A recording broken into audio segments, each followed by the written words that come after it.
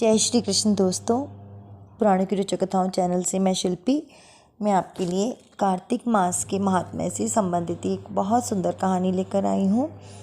इस कहानी में मैं आपको बताऊंगी कि कार्तिक व्रत के पुण्यदान से एक राक्षसी का उद्धार कैसे हुआ। करवीरपुर में धर्मदत्त नाम के एक ब्राह्मण थे। वे अपना सब समय धर्म के आचरण में ही लगाते थे। एक दिन वे कार्तिक मास में भगवान के पास जागरण करने के लिए मंदिर की ओर जा रहे थे। रास्ते में उन्हें एक राक्षसी मिल गई। जैसी उसकी आकृति भयानक थी, वैसे ही उसकी आवाज़ भी भयानक थी। उसे देखकर ब्राह्मण थर्रा उठे। उनके हाथों में पूजा की सामग्री और जल था। उन्होंने उसे राक्षसी पर छोड़ दिया।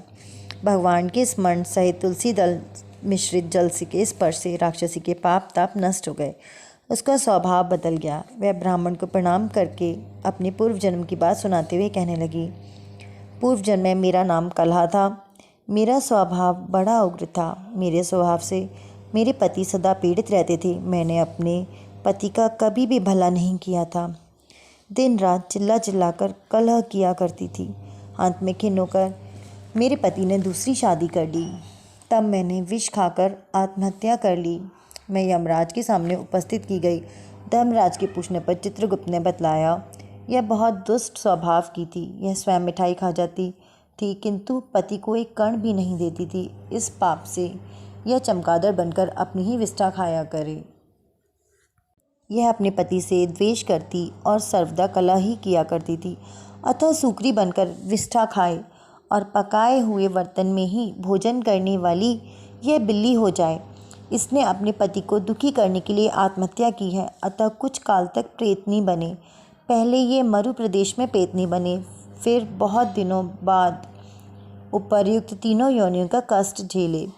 प्रेतनी ने कहा, मैं वही कला हूँ। मुझे इस प्रेत शरीर में आए 500 वर्ष बीत गए। मैं सदा भूख प्यास से पीड़ित रहती हूँ। आपके हाथ से तुलसी मिश्रित जल के संपर्क से मुझे शांति मिली है।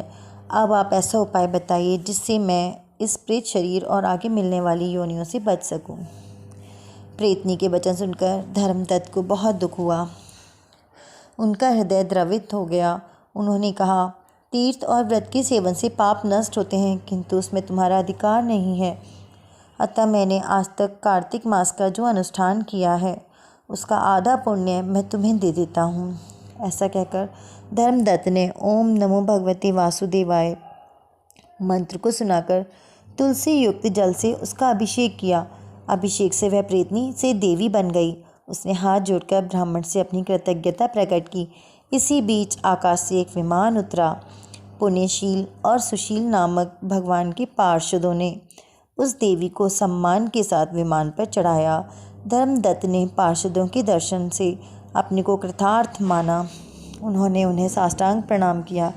पार्षदों ने धर्मदत्त की प्रशंसा करते हुए कहा कि आपने कार्तिक के महान व्रत किए हैं। आधे का दान देकर अब आपने दूना फल प्राप्त कर लिया है। समय आने पर आप भी विष्णु धाम पधारेंगे। जय श्री कृष्ण।